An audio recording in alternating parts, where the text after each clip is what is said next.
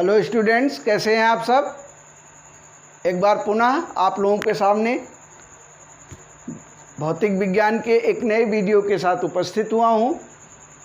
जैसा कि आप लोग जान रहे हैं, हम लोग प्रकाश के अपवर्तन लेंस द्वारा प्रकाश के अपवर्तन के विषय में पढ़ रहे हैं। आज हम उत्तल लेंस द्वारा बनने वाले प्रतिबिंब से आगे अवतल लेंस द्वारा प्रतिबिंब का बनना जानेंगे। पिछले वीडियो में हमने उत्तल लेंस से बनने वाले प्रतिबिंब की 6 स्थितियों के विषय में जाना था। यदि आपने वो वीडियो नहीं देखा हो तो उस वीडियो को ज़रूर देखिए, आपके लिए अति महत्वपूर्ण है, परीक्षा की दृष्टि से भी अति महत्वपूर्ण है। इससे पहले आपने यदि हमारे चैनल को सब्सक्राइब नहीं किया है तो सब्सक्राइब कर लें, बेल आइकन को भी दबा दें। आइए हम लोग अध्ययन करते हैं आज अवतल लेंस द्वारा प्रतिबिंब का बनना। जैसा कि अभी हमने आपको बताया, उत्तल लेंस की विभिन्न स्थितियों के लिए विभिन्न प्रतिबिंब बनते थे, विभिन्न प्रकार के प्रतिबिंब बनते थे। लेकिन अवतल लेंस की सभी स्थितियों के लिए एक ही प्रतिबिंब बनता है, एक ही प्रकार का प्रतिबिंब बनता है। आइए देख लेते हैं। मान लीजिए अवतल लेंस है, ये हो गया इसका मुख्य अक्ष। मान लीजिए वस्तु यहाँ पर रखी हुई है, माना वस्तु यहाँ पर रखी हुई है। प्रथम किरण जो कहाँ से होकर जाएगी, मुख्य अक्ष के समांतर होकर के जाएगी। ये मुख्य अक्ष है, ये वक्रता केंद्र C है, यहाँ से होकर जाएगी और कहाँ से आती हुई प्रतीत होगी, कहाँ से आती हुई प्रतीत होगी, यहाँ से आती हुई प्रतीत होगी, इस स्थान से। ठीक है, इस स्थान से आती हुई प्रतीत होगी। ये कौन सा स्थान है, लेंस का मुख्य फोकस, लेंस का द्वितीय फोकस, यहाँ से आती हुई प्रतीत होगी। दूसरी किरण जो प्रकाशिक केंद्र से होकर जाएगी, ये सीधी निकल जाएगी, हम लोग जानते हैं। और ये आपस में यहाँ पर काटेंगी, एक दूसरे को यहाँ पर काटेंगी। अब इस वस्तु का प्रतिबिंब, मान लीजिए वस्तु क्या है, O डैश है, तो उसका प्रतिबिंब I डैश बन जाता है। ये प्रतिबिंब कैसा होगा, सीधा होगा, लेंस के बाईं ओर होगा, यानी आभासी होगा, और वस्तु से छोटा होगा। अब एक स्थिति यहाँ भी देख लेते हैं, एक दूसरा बना लें।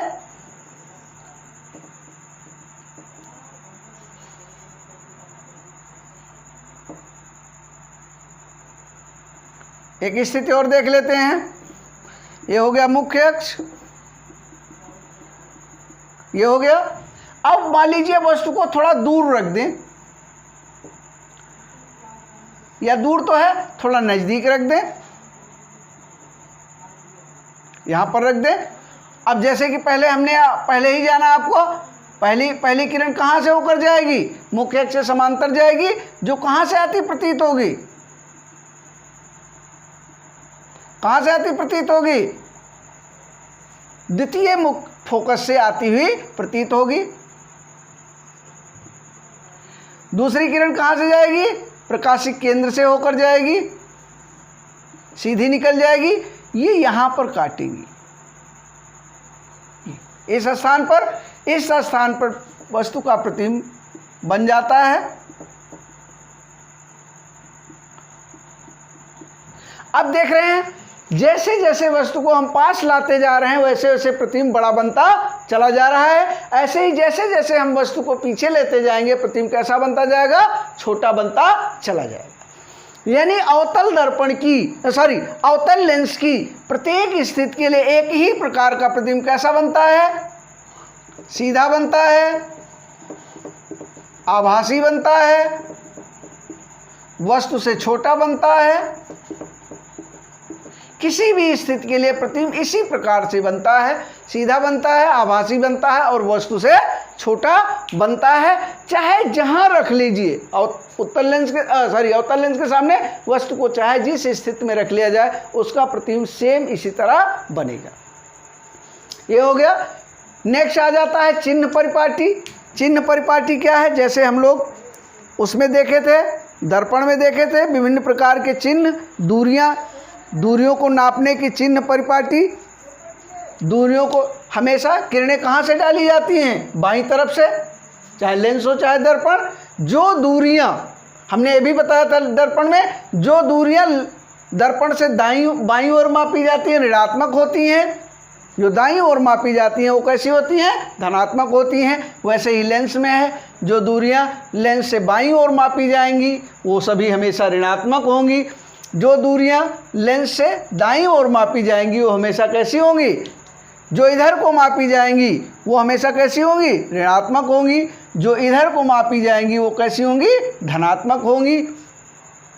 मुख्य अक्ष से ऊर्ध्वाधर ऊपर की ओर जो दूरी नापी जाएगी वो प्लस में होगी, धनात्मक होगी। नीचे मापी जाएगी तो कैसी होगी? ऋणात्मक होगी। ठीक है। इसकी फोकस दूरी, इसका जो मुख्य फोकस होगा अवतल लेंस का, लेंस के बाईं ओर होगा तो इसकी जो फोकस दूरी होगी कैसी होगी? ऋणात्मक होगी। उत्तल लेंस की फोकस दूरी चूंकि लेंस के क्या किधर होगी? दाहिनी ओर होगी, तो ये कैसी होगी? धनात्मक होगी। आइए हम रेखीय आवर्धन को समझें। रेखीय आवर्धन क्या होता है? जिस प्रकार से हम लोगों ने दर्पण के रेखीय आवर्धन को जाना था उसी प्रकार से लेंस का भी रेखीय आवर्धन हम समझते हैं। हमने आपको बताया था कि रेखीय आवर्धन किसे कहते हैं? रेखीय आवर्धन किसे कहते हैं? प्रतिबिंब की लंबाई और वस्तु की लंबाई के अनुपात को हम रेखीय आवर्धन कहते हैं। लेंस द्वारा बने प्रतिबिंब की लंबाई m इज इक्वल टू प्रतिबिंब की लंबाई, प्रतिबिंब की लंबाई और वस्तु की लंबाई का अनुपात, वस्तु की लंबाई का अनुपात। ठीक है। इसको क्या कहेंगे? रेखीय आवर्धन। m means magnification. m means क्या है? मैग्निफिकेशन यानी आवर्धन। इसको शॉर्ट में हम लोग यम लिखते। ये हो गया। माना वस्तु की लंबाई क्या है? वस्तु की लंबाई माना O है तो m इज इक्वल टू हो जाएगा O। ये क्या है? प्रतिबिंब की लंबाई माना I है, O upon I is equal to V upon U। ये होगा। अब इसको हम समझ लेते हैं कि किस प्रकार ये आया। पहले हम अवतल लेंस के लिए समझ लेते हैं। m इज इक्वल टू वस्तु की लंबाई की कौन है? O धनात्मक है, प्रतिबिंब की लंबाई है I धनात्मक है। O क्या है? ये O भी धनात्मक है क्योंकि प्रतिबिंब सीधा बना। हमने आपको क्या बताया था? जब मुख्य अक्ष से ऊपर की ओर प्रतिबिंब बनेगा तो प्रतिबिंब कैसा होगा? धनात्मक होगा। तो ये हो जाएगा O इज इक्वल टू, अब इसमें देखिए वस्तु की दूरी क्या है? प्रतिबिंब की दूरी V बटे U, दोनों कैसे हैं? ऋण धन हो गया। तो m is equal to V upon U is equal to I upon O। कहीं कहीं किसी किताब में I को Y2 लिखते हैं, Y2 लिखते हैं और O को Y1 लिखते हैं। तो इस स्थिति में हो जाएगा m is equal to V upon U is equal to Y2 upon Y1। ये हो जाएगा आवर्धन का फॉर्मूला। किसके लिए? अवतल लेंस के लिए। उत्तल लेंस के लिए भी हम देख लेते हैं। एक हम बना लें उत्तल लेंस। यहाँ से एक वस्तु रखी गई, एक किरण सीधी गई मुख्य अक्ष से समांतर, दूसरी कहाँ से गई? दूसरी गई प्रकाशिक केंद्र से जो सीधी निकल गई, और जो मुख्य अक्ष से समांतर गई वो कहाँ से निकली, वो निकल गई द्वितीय मुख्य फोकस से, एफ से। अब इसमें भी वही मान लेते हैं, m इज इक्वल टू प्रतिबिंब की लंबाई, माना हम प्रतिबिंब की लंबाई को I मान लेते हैं। अब ये मुख्य अक्ष से नीचे की यानी उल्टा प्रतिबिंब है तो ऋणात्मक होगा, ये कैसा होगा, धनात्मक होगा, इज इक्वल टू प्रतिबिंब की लंबाई यहां से धनात्मक ली जाएगी,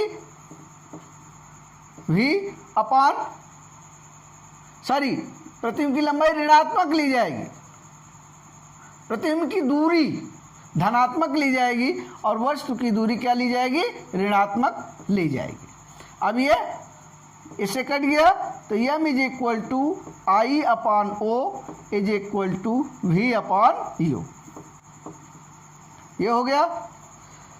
अब यदि हम कहीं फिर वही बुक में लिखा जाता है, I बराबर क्या लिख दिया जाता है, I बराबर y2 लिख दिया जाता है और O बराबर लिख दिया जाता है y1।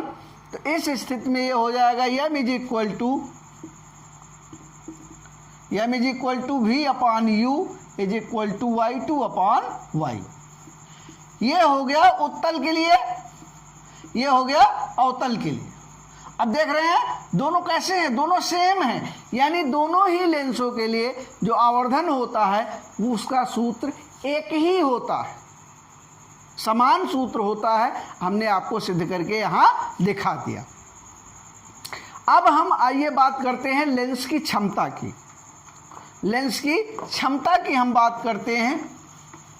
लेंस की क्षमता क्या होती है, किसी लेंस की क्षमता को हम किससे प्रदर्शित करते हैं, P से।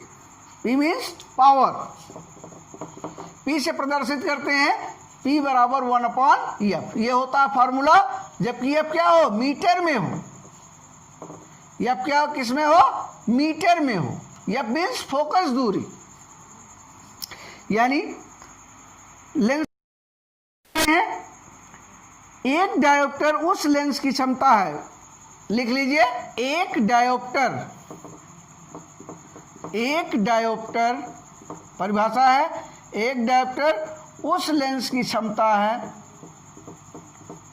लेंस की क्षमता है जिसकी फोकस दूरी 1 मीटर हो, उसको हम क्या कहेंगे, लेंस की क्षमता कहेंगे। ठीक है।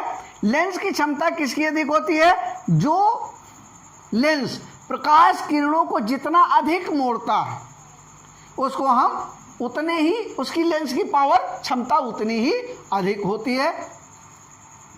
और किसी यानी जिसकी फोकस दूरी अधिक होगी उसकी क्षमता कम होगी, जिसकी फोकस दूरी कम होगी उसकी क्षमता अधिक होगी। अब कौन किरणों को अधिक मोड़ेगा, जिसकी फोकस दूरी क्या होगी, कम होगी, वो किरणों को अधिक मोड़ेगा। यानी किसी लेंस की फोकस दूरी जितनी कम होगी वह प्रकाश की किरणों को उतनी अधिक मोड़ेगा, और जिसकी फोकस दूरी जितनी कम होगी उसकी क्षमता उतनी ही अधिक होगी। ये हो गया लेंस का फॉर्मूला। इसका जैसे कि हम मात्रक बता दें आपको, इसका मात्रक होता है डायोप्टर। लेंस की क्षमता का मात्रक डायोप्टर होता। ठीक है, शॉर्ट में हम इसको डी लिख देते हैं। अच्छा, यहाँ एक चीज और ध्यान देने योग्य है क्या, कि यदि अवतल लेंस की क्षमता है तो वह धनात्मक होगी। क्यों धनात्मक होगी, क्योंकि उसकी फोकस दूरी क्या होती है, धनात्मक होती। क्षमता को भी हम किससे लिखते हैं, धनात्मक रूप में लिखते हैं।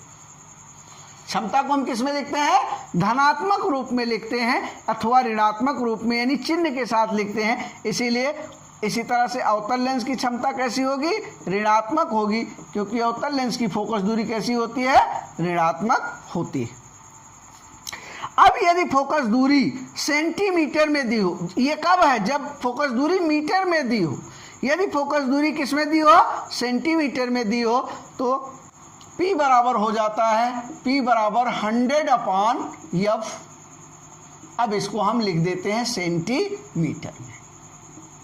P बराबर 100/F जब फोकस दूरी किस में दी हो, सेंटीमीटर में दी हो, और इसको चिन्ह सहित हम लोग लिखते हैं प्लस अथवा minus, plus minus F centimetre. ठीक है, ये हो गया लेंस की क्षमता का सूत्र। इसी के साथ बच्चों ये चैप्टर जो है लेंस का परावर्तन तथा अपवर्तन ये समाप्त हुआ। अगले वीडियो में हम लोग इसका न्यूमेरिकल देखेंगे। इसके जो भी न्यूमेरिकल हैं बुक में दिए गए हैं उनको हम लोग देखेंगे। यदि आपकी समझ में इस पूरे चैप्टर से प्रकाश का परावर्तन और प्रकाश का अपवर्तन में से यदि कुछ भी समझ में, कोई भी टॉपिक कहीं भी कुछ भी नहीं समझ में आया हो तो कमेंट करके ज़रूर बताइएगा, उसका समाधान किया जाएगा। ठीक है, अगले वीडियो में हम लोगों आपसे फिर मुलाकात होगी न्यूमेरिकल के साथ, इसके आंकिक प्रश्नों के साथ। एक बच्चे ने शायद कमेंट भी किया था कि सर इसका आंकिक कब बता रहे हैं, तो अब अगले वीडियो में इसके आंकिक के साथ मुलाकात होगी। इसी के साथ यदि चैनल को आपने सब्सक्राइब नहीं किया है तो सब्सक्राइब कर लीजिए, बेल आइकन को दबा दीजिएगा, जिससे आपको वीडियो की सूचना तुरंत ही प्राप्त हो जाए। आपका वीडियो देखने के लिए बहुत बहुत धन्यवाद।